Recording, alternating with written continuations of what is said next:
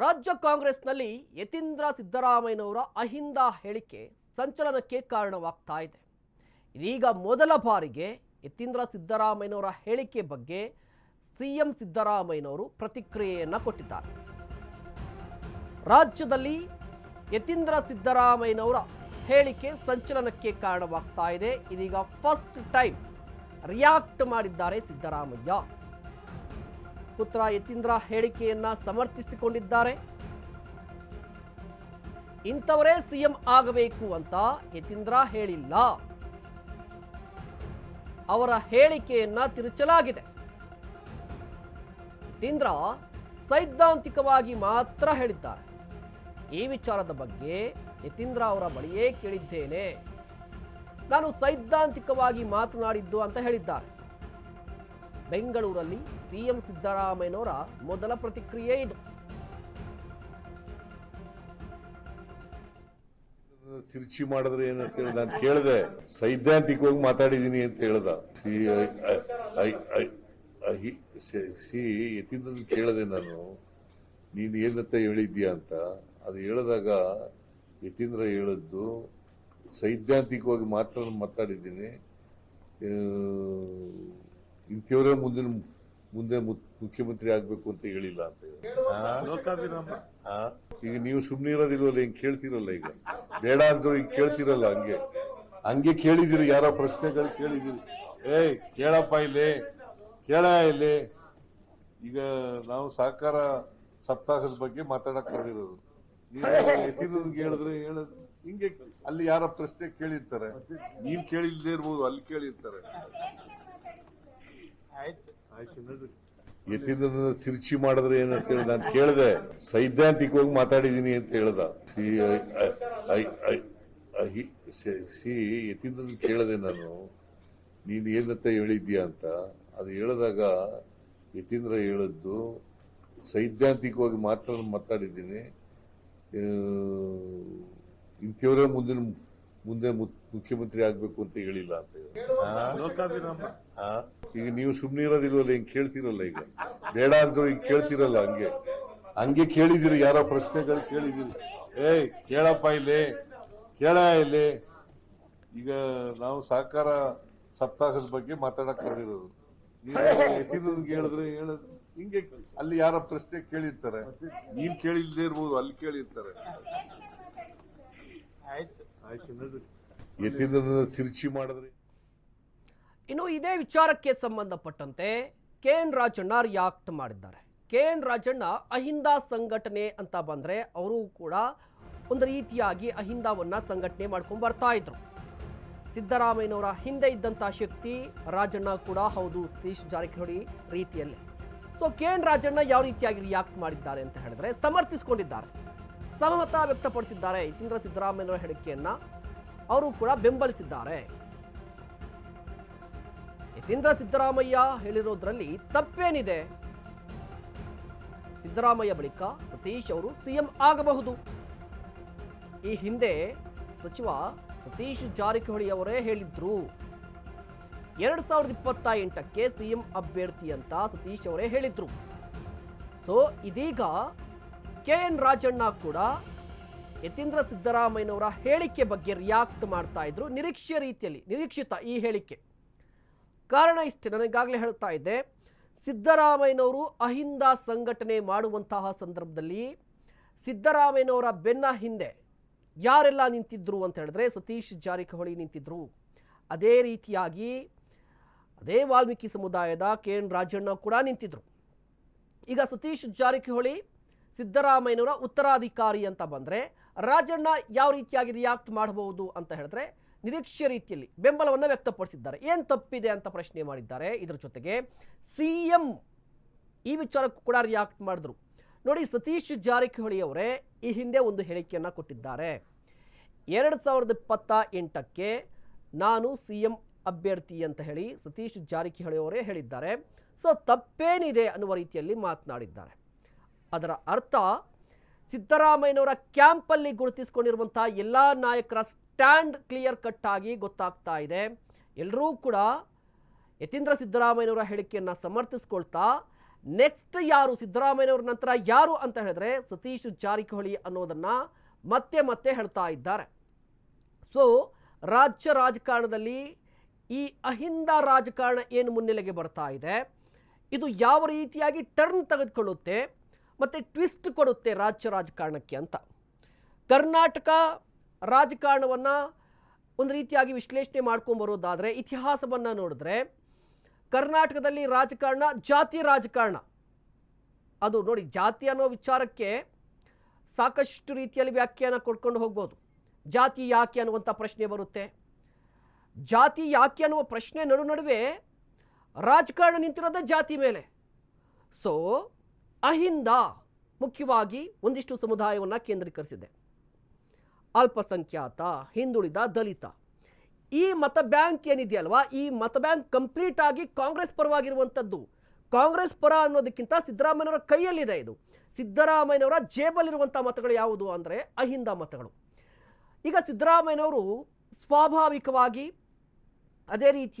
ಸ್ವಾಭಾವಿಕವಾಗಿ ಈಗ ಚುನಾವಣೆಯಿಂದ ಹಿಂದೆ ಸರಿತೀನಿ ಅಂತ ಹೇಳಿದ್ದಾರೆ, ರಾಜಕಾರಣದಿಂದ ಹಿಂದೆ ಸರಿತೀನಿ.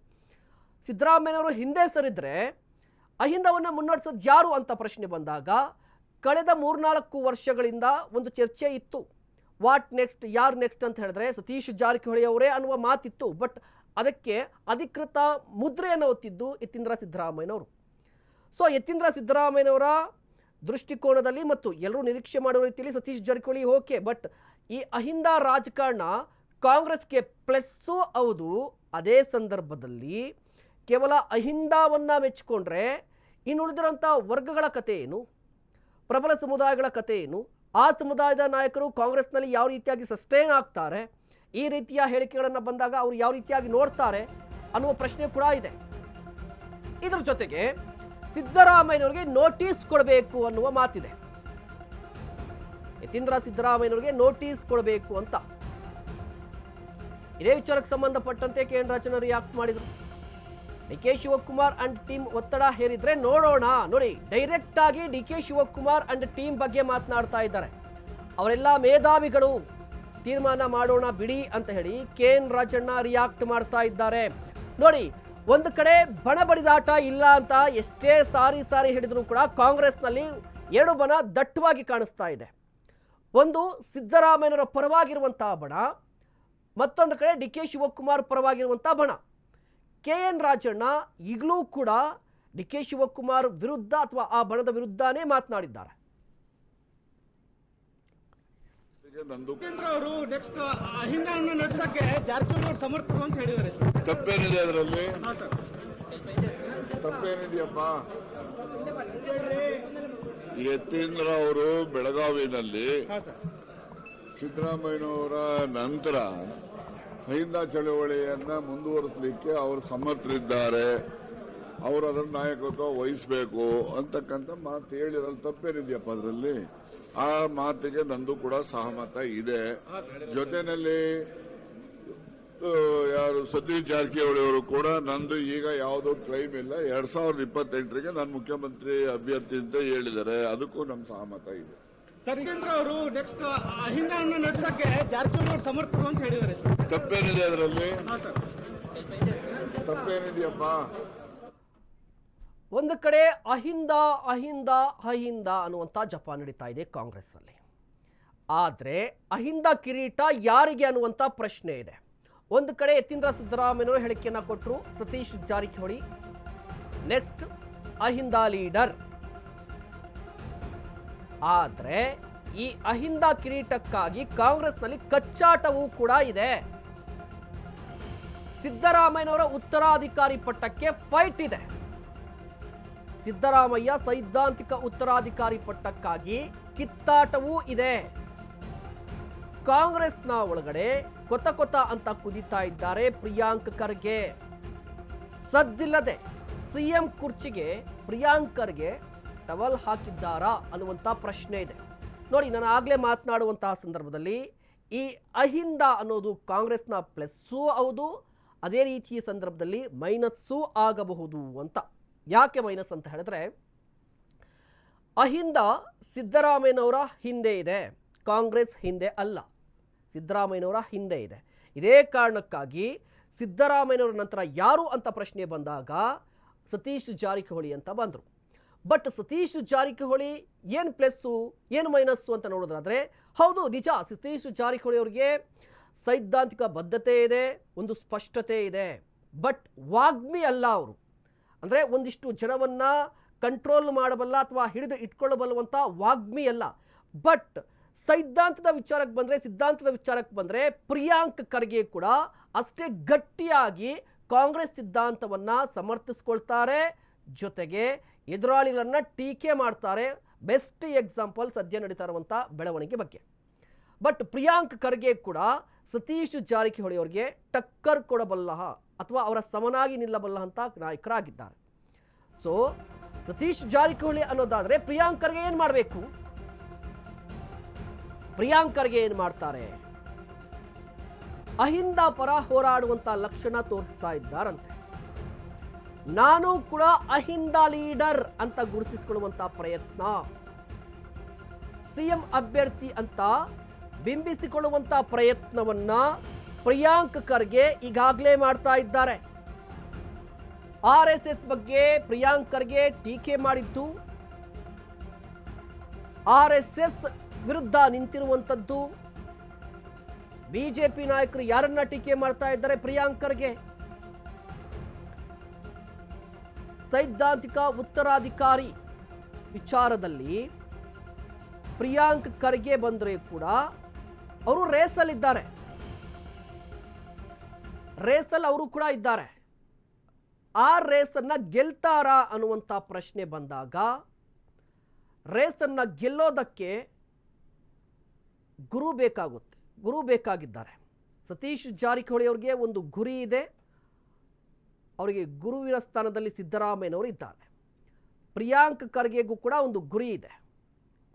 ಒಂದಲ್ಲ ಒಂದು ದಿನ ಕರ್ನಾಟಕದ CM ಆಗಬೇಕು ಅನ್ನೋದು ಪ್ರಿಯಾಂಕ್ ಖರ್ಗೆ ಅವರ ಗುರಿ. ಕಾರಣ, ಮಲ್ಲಿಕಾರ್ಜುನ ಖರ್ಗೆ ಅವರಿಗೆ CM ಸ್ಥಾನ ಸದ್ಯಕ್ಕೆ ತಪ್ಪಿದೆ. ಮುಂದೆ ಆಗುವಂಥ ಸಾಧ್ಯತೆಗಳು ತೀರಾ ಕಡಿಮೆ.